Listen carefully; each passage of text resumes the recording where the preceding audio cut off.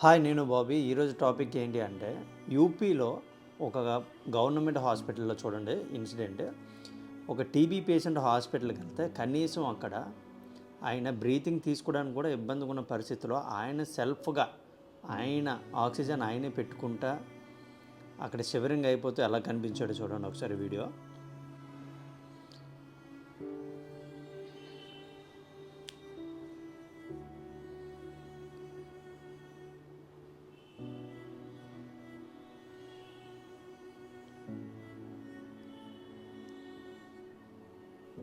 అంటే ఎంతసేపు దేశం డెవలప్ అయిపోయింది, దేశం బాగుపడిపోయింది అనుకుంటాం, కానీ ఇలాంటి పరిస్థితులు ఇంకా చాలా చాలా ఉన్నాయి.